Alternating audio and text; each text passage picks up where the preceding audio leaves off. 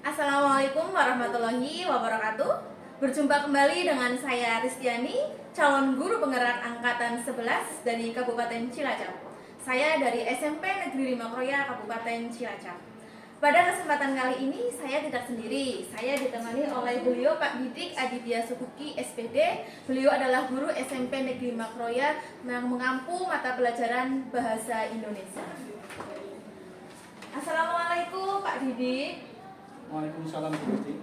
Bagaimana kabarnya hari ini Pak Didik? Alhamdulillah baik, luar biasa Bu. Alhamdulillah. Hari ini kita akan adakan percakapan pra-observasi nggih. Nah, sebelum nanti saya akan mengamati jalannya proses pembelajaran yang akan dilakukan di dalam kelas oleh Pak Didik, saya di sini akan melakukan percakapan pra-observasi terlebih dahulu. Begitu ya Pak Didik? Nah, adapun tujuan dilakukannya supervisi kelas adalah untuk mengetahui dan mengevaluasi jalannya proses pembelajaran yang Pak Didik lakukan. Dan kenapa kita hari ini itu melakukan percakapan pra-observasi, yaitu sebagai persiapan awal biar nantinya Pak Didik lebih siap dan lebih percaya diri, sehingga dapat memberikan pembelajaran yang terbaik bagi murid. Begitu ya Pak Didik? Jadi untuk kegiatan pra-observasi ini ada beberapa pertanyaan nih yang akan saya sampaikan kepada Pak Didik. Untuk pertanyaan pertama berkaitan dengan tujuan Pak. Nah, kira-kira apa tujuan pembelajaran yang ingin Bapak capai? Berdasarkan rancangan tujuan pembelajaran yang saya tulis, tujuan yang ingin dicapai itu nanti peserta didik dapat menganalisis unsur intrinsik dan ekstrinsik pada sebuah teks fantasi yang nanti disajikan, baik itu dibaca secara lisan, tulis maupun secara visual. Oh, baik Pak Didik. Berarti tujuan yang ingin hendak dicapai oleh Pak Didik yaitu peserta didik dapat menganalisis unsur intrinsik dan ekstrinsik pada sebuah teks fantasi, baik berupa lisan maupun tulisan seperti itu ya Pak Didik ya. Nah, kemudian apa sih area pengembangan yang ingin Bapak capai pada pembelajaran nanti? Di sini nanti saya akan memfokuskan kepada kemampuan anak. Kalau di bahasa Indonesia itu kan ada 4, nanti saya fokuskan di bagian yang membaca. Jadi nanti peserta didik itu akan mengamati sebuah teks cerita fantasi lalu menganalisis dari segi unsur intrinsik dan ekstriksinya Bu. Oke, berarti area pengembangannya yaitu yang akan difokuskan itu pada membaca nih, keterampilan membaca. Jadi nanti peserta didik mengamati kemudian membaca ya. Nah, dari sini kan tadi untuk rancangan pembelajaran yang ingin Bapak terapkan itu pastinya kan ada strategi pembelajarannya ya, ada modelnya, metodenya seperti itu ya Pak. Nah, kira-kira apa yang akan dilakukan Pak Didik nantinya? Strategi, model, metode. Untuk strateginya nanti mungkin saya akan menggunakan pembelajaran secara diskusi atau kelompok. Sebelumnya nanti peserta didik diberi stimulus berupa sedikit penjelasan tentang unsur intrinsik dengan menggunakan media visual atau secara nanti saya sampaikan dengan PowerPoint, dan saya akan menyajikan contoh cerita fantasi untuk nanti kita diamati bersama-sama bagaimanakah unsur intrinsiknya. Nanti setelah penyampaian materi itu nanti anak-anak disuruh berdiskusi secara kelompok dan mendiskusikan satu buah contoh cerita fantasi yang harus dianalisis secara unsur intrinsik dan ekstrinsik Bu. Baik ya, berarti untuk strateginya nanti Pak Didik akan menerapkan metode diskusi seperti itu nih Pak. Nah untuk medianya berarti tadi contoh teks ya? Contoh Iya, teks. contoh teksnya yang akan diamati oleh peserta dalam diskusi tadi ya. Nah untuk kemudian nanti penilaiannya itu bagaimana Pak di dalam kelas? Oh, penilaiannya nanti dilakukan secara berkelompok yang jelas Bu. Nanti di sini saya ada rubrik penilaiannya. Ada beberapa pertanyaan yang nanti saya ajukan. Dari pertanyaan tersebut nanti kita diskusikan dan diberi nilai kepada siswa dari segi jawabannya yang tepat, terus jawaban yang kurang tepat, jawaban yang belum lengkap, sama yang tidak memberikan jawaban. Jadi nanti berarti penilaiannya berdasarkan hasil kerja kelompok setelah mengamati teks cerita vakasi. Ya, baik Pak Didik, berarti nanti penilaiannya itu dari hasil kerja kelompok anak-anak nggih. Ya. Nah, untuk nanti Pak Didik itu sasarannya akan melaksanakan pembelajaran di kelas apa, kemudian pada hari apa dan jam berapa ya Pak? Rencananya nanti di kelas 7A. Kebetulan saya ada jam di kelas 7 itu hari Senin jam 4.56. Ya, berarti nanti Pak Didik akan mengajar di kelas 7A pada hari Senin jam ke-4.56. Nah, nanti saya akan datang, saya akan melakukan supervisi kelas. Saya ingin tahu pada kegiatan pembelajaran yang akan dilakukan oleh Pak Didik. Karena nanti saya akan pantau juga berkaitan dengan hal-hal tadi ya. Dan nanti saya harapkan pada saat jadwal kita observasi di hari Senin ya, Senin yang akan datang, Pak Didik bisa melaksanakan kegiatan pembelajaran dengan maksimal sesuai dengan yang sudah Pak Didik rencanakan dan tujuan pembelajarannya dapat tercapai secara strategi, model, metode, media ini juga dapat diterapkan secara maksimal. Nanti saya akan ambil yang saya catat ya Pak Didik ya. Nah begitu ya. Nah agar pembelajaran maksimal untuk siswa juga nanti kita akan berjumpa lagi pada kegiatan itu pasca observasi. Jadi setelah observasi nanti kita akan berjumpa pada kegiatan pasca observasi. Nah setelah nanti observasi kita nanti bisa itu loh sharing-sharing ya Pak di pasca observasi tadi. Nah dari adanya percakapan kali ini ya Pak, dari adanya percakapan pra observasi, kira-kira gambaran apa yang Pak Didik dapatkan dari percakapan ini? Yang jelas yang pertama saya mendapatkan informasi bahwa ketika kita akan melaksanakan pembelajaran di kelas kita harus menyiapkan media-medianya, materinya dengan sebaik mungkin agar nanti proses pembelajaran di dalam kelas dapat maksimal dan materi yang kita sampaikan juga dapat diterima dengan baik siswa itu. Oh ya, baik Pak Didik. Terima kasih ya Pak Didik ya atas waktunya hari ini dan kita akan berjumpa lagi nanti pada hari Senin pada waktu observasi dan juga dilanjutkan dengan pasca observasi ya Pak Didik ya. Iya. Demikian percakapan kita kali ini yaitu pada pra observasi dan sampai jumpa lagi di observasi dan di percakapan pasca observasi. Terima kasih. Wassalamualaikum warahmatullahi wabarakatuh.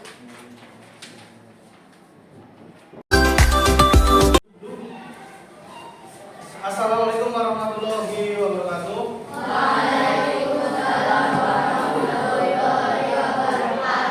Selamat siang anak-anak semua. Iya. Dari mana kabarnya? Baik. Sudah makan belum? Sudah. Sudah sarapan? Sudah. Belum kenapa belum? Ada yang tidak berangkat hari ini? Ada. Siapa? Esa. Esa kenapa Esa? Sakit apa? Sakit hati. Kalian ada sakit hati? Hati kalian masih baik-baik saja? Alhamdulillah. Terus siapa lagi selain Esa? Sabar. Sakit hati juga. Terus apa lagi? Selarang apa? Oh, mungkin ini kasusnya cinta segitiga mau sabar. Esa sama Clara. Mungkin sakit hati semua ini tiga-tiga rebutan Clara kayak ini. Sudah ya? Siap belajar hari ini? Ya. Tadi yang tidak berangkat 3 anak ya. Oke, kita nanti mau konten. Kalian juga kesehatan ya. Terus baru lagi mau ujian.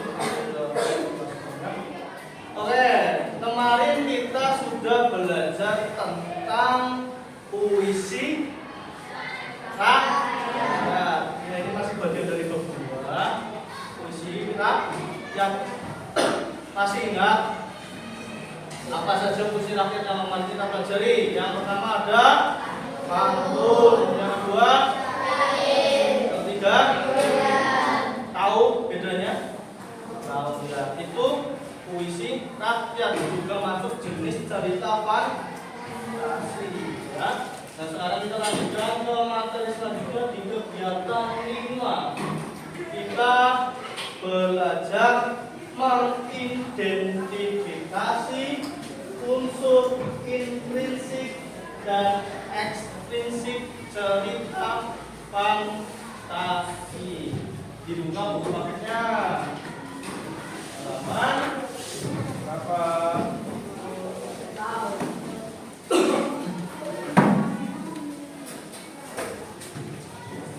48.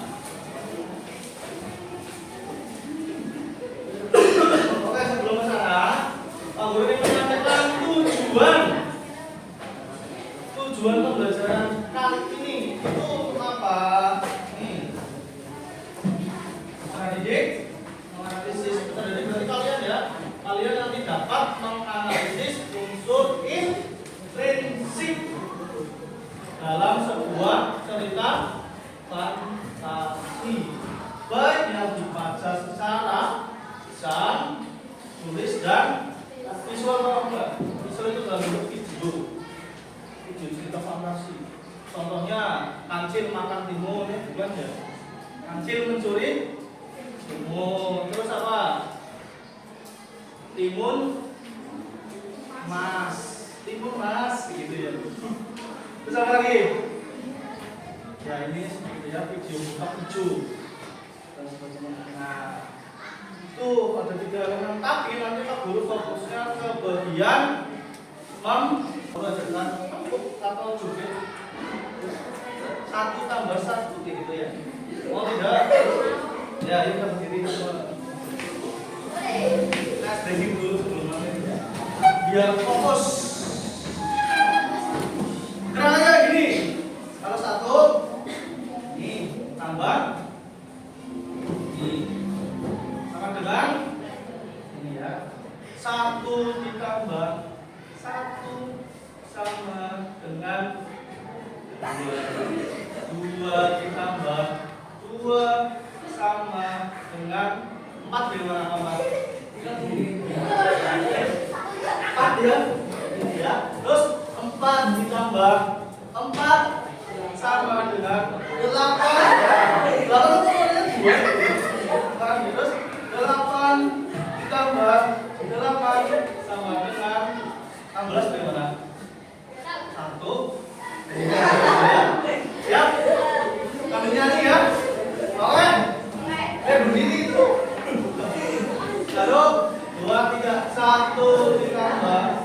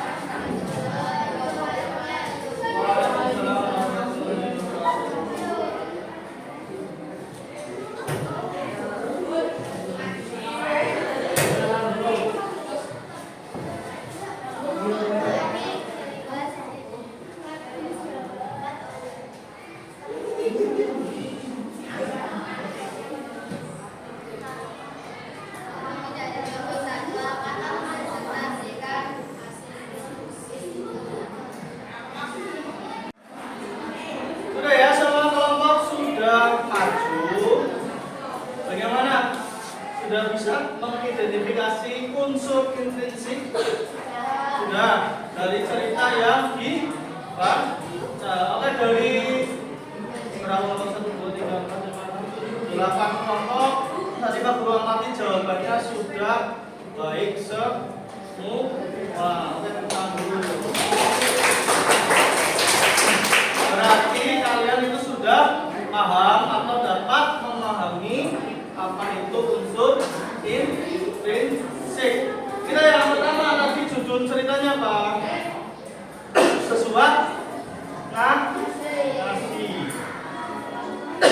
Dari cerita yang kalian baca, temanya apa tadi? Kebanyakan dari kelompok yang presentasi adalah kehidupan sosial, di mana cerita tersebut menggambarkan suatu peristiwa tentang anak sekolah yang dimana setiap pagi itu sarapan dan jajan di kantin, tetapi makanannya tidak pernah dihabiskan dengan berbagai alasan. Itu kan maksudnya kehidupan sosial ya. Terus yang kedua ada latar. Kita bahasnya tadi ada latar tepat waktu kejadian. Ada apa saja tadi latarnya? Yang tepat rumah, Naomi, terus mobil yang ketika mau jalan ke sekolah, terus sekolahan, kelas, kantin. Latar waktunya kalau sarapan berangkat sekolah biasanya pakai siang apa sore hari ya. Dan jam istirahat. Terus selanjutnya ada tokohnya siapa saja tadi? Ada Naomi, terus ibunya Naomi, terus Pak Aji itu supirnya Naomi dengan cair. Siapa? Sarah itu siapa? Teman atau sahabatnya Naomi. Pedomannya Naomi bagaimana Naomi? Dia tidak bersyukur kenapa? Dia menghambur nasi atau basir kalau makan tidak pernah habis. Terus Pak Haji baik perhatian karena mengingatkan Naomi untuk menghabiskan makanan. Ibunya Naomi perhatian ya setiap pagi siapkan makanan dan selalu mengingatkan Naomi. Terus Sarah baik Sarah alurnya apa? Maju dijelaskan dari Naomi ketika mau berangkat sekolah sampai kita bisa mengamalnya.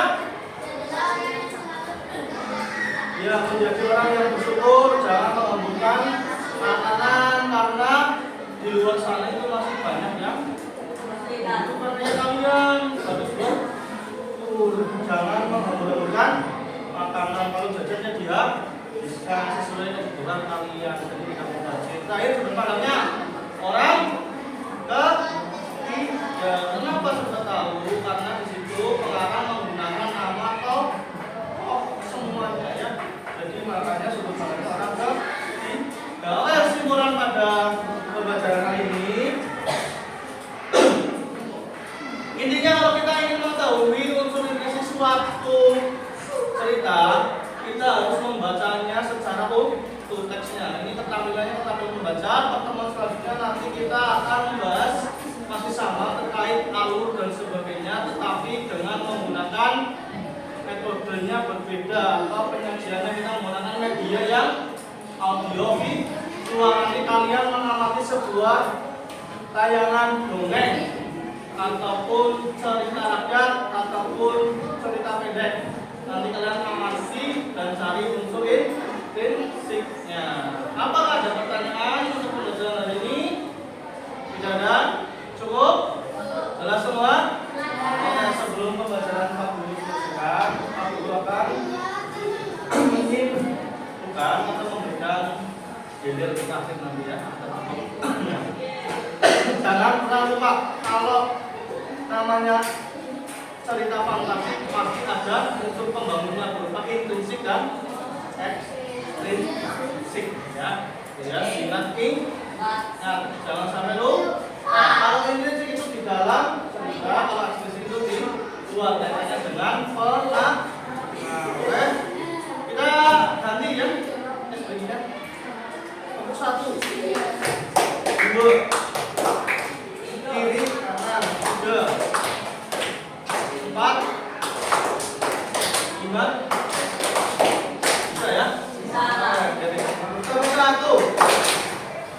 2, 3, 4,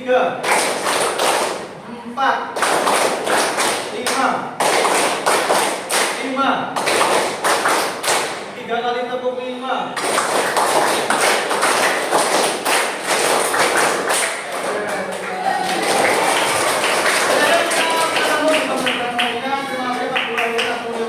Assalamualaikum warahmatullahi wabarakatuh.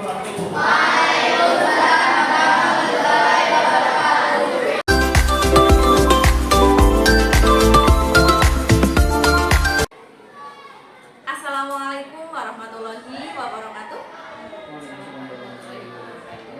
Berjumpa kembali dengan saya Ristiani, calon guru penggerak angkatan 11 dari SMP Negeri 5 Kroya, Kabupaten Cilacap.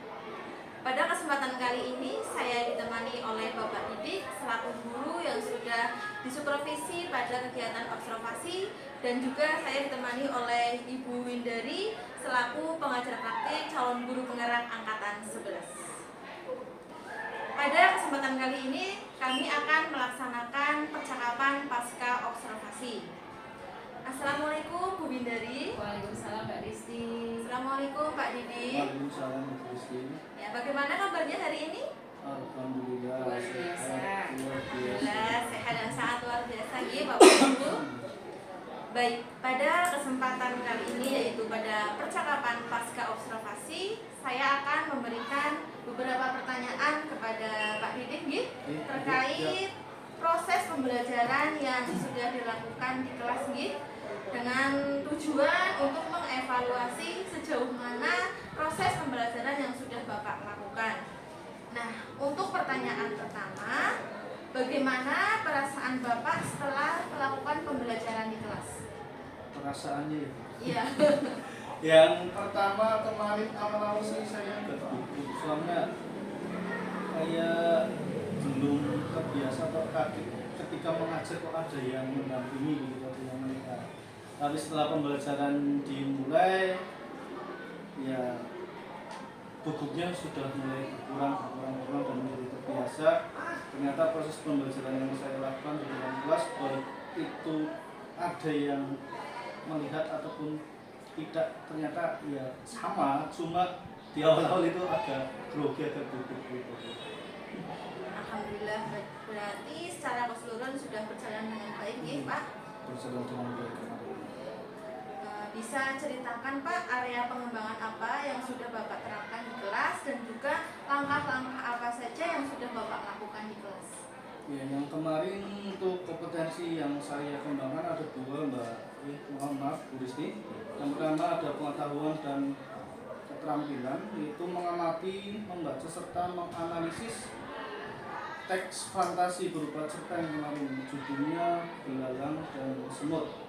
Untuk tahapan-tahapannya saya yang pertama jelas membuat modul ajar, setelah itu menyiapkan media-media pendukung untuk pembelajaran di dalam kelas itu. Baik, jadi area pengembangan itu berkaitan dengan membaca dan menganalisis sebuah teks dengan judul Belalang dan Semut. Dan untuk tahapannya Bapak sudah membuat modul ajar, kemudian juga sudah membuat media pembelajaran.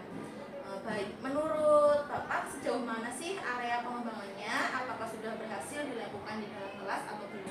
Menurut pendapat saya sejauh ini tingkat keberhasilannya itu sudah cukup baik Ibu. Anak-anak sudah bisa menerima materi dengan baik, tapi ya ada beberapa hal yang kedepannya mungkin harus dikembangkan lagi. Gitu. Baik, berarti sudah berjalan dengan baik nih Pak, dan mungkin masih ada kendala-kendala nih. Iya, nanti kemungkinan besar saya akan berbagi kendala yang akan. Kira-kira itu kendalanya apa ya Pak yang jadi kendala dalam prosesnya? Yang jelas ketika proses pembelajaran, ketika anak-anak sedang melakukan diskusi kelompok, itu tidak semua anak berperan aktif, karena kemarin kan saya menggunakan kelompok yang heterogen, artinya mengajak dari setiap kelompok ada yang tampil, ada yang sedang, ada yang mungkin kurang. Nah, di bagian ketika berdiskusi kelompok masih ada beberapa peserta didik yang mungkin fokusnya kurang sama perannya kurang, itu yang menjadi kendala saya kemarin ketika melaksanakan proses pembelajaran. Kendalanya itu ada beberapa siswa yang masih kurang aktif nih Pak, perannya masih sedikit kurang kelihatan dalam kerja kelompok Jadi itu. masih kurang berpartisipasi nih dalam kelompok itu, dalam diskusinya. Nah, kira-kira sih kenapa sih hal itu bisa terjadi dan apakah langkah-langkah yang Pak Didik akan lakukan untuk mengatasi masalah tersebut atau kendala tersebut? Yang jelas hal itu terjadi ya karena mungkin kekurangan saya dalam mengkondisikan anak-anak ketika proses pembelajaran ataupun media yang saya gunakan itu masih kurang. Kedepannya saya akan lebih mengetahui kesiapan belajar mereka. Kemudian saya sesuaikan pembelajaran saya dengan kebutuhan mereka dari minat, gaya belajar mereka ataupun memperhatikan lagi kesepakatan yang sudah dibuat bersama-sama di dalam kelas. Nantinya itu lebih menyenangkan, bisa lebih aktif dan bisa lebih berhasil. Jadi kayak anak itu mungkin bisa terlibat lebih aktif lagi, lebih berpartisipasi lagi.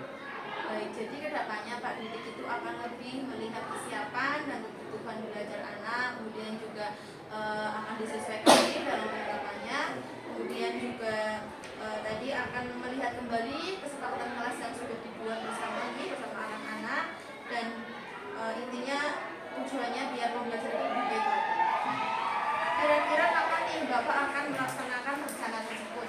Kalau dalam waktu dekat saya belum bisa memastikan ini Bu. Kemungkinan semester depan atau semester berikutnya saya akan lebih memperbaiki kesiapan saya ketika melaksanakan pembelajaran di kelas, dari mulai persiapan materi, media pembelajaran, ataupun mungkin nanti bisa diselipi dengan permainan-permainan apa yang bisa menjadikan anak lebih berperan aktif dalam proses pembelajaran dan tidak membosankan. Oke, berarti Pak Didik itu akan melaksanakannya dalam waktu secepatnya, tapi mungkin belum tahu kapan, intinya Iya, semester semester depan depan. nih Pak, biar nantinya Pak Didik bisa merencanakan dulu metodenya, medianya yang baik buat anak-anak sehingga nanti bisa terrealisasi dengan baik juga dan pembelajaran itu pasti akan berubah menjadi lebih baik Pasti. Saya tunggu cita-cita dari Pak Didik kedepannya tentang perubahan pada pembelajaran yang Pak Didik lakukan. Baik, sekarang saya berikan kesempatan kepada Bu Windari selaku pengajar praktik untuk memberikan umpan balik pada kegiatan percakapan pasca observasi ini. Terima kasih Bu Risti, Pak Didik, alhamdulillah ini luar biasa sekali. Saya acungin dua jempol ini untuk kegiatan pasca observasi ini. Pak Didik juga sudah memaksimalkan potensinya, sudah menggali potensinya yang ada di kelas ini seperti apa, kekurangannya seperti apa. Dengan pertanyaan dari pemantik dari Bu Risti pun juga sudah memberikan Pak Didik itu kenyamanan ya saat melakukan percakapan observasi. Ini sudah sangat baik sekali Bu Risti. Kita terus monggo kemampuannya untuk nanti bisa menjadi observer yang baik. Ini hanya itu saja dari saya. Terima kasih Mbak Risti dan Pak Didik. Terima kasih. Sukses selalu. Amin. Terima kasih. Baik Bu Win, terima kasih atas umpan baliknya pada percakapan pasca observasi ini dan alhamdulillah rangkaian kegiatan supervisi akademik dari mulai pra, kemudian observasi dan juga pasca observasi sudah berjalan dengan lancar dan saya ucapkan terima kasih kepada semuanya, Pak Didik dan juga Pak Win terutama. Terima kasih dari saya dan kami bertiga. Cukup sekian. Wassalamualaikum warahmatullahi wabarakatuh. Waalaikumsalam warahmatullahi wabarakatuh.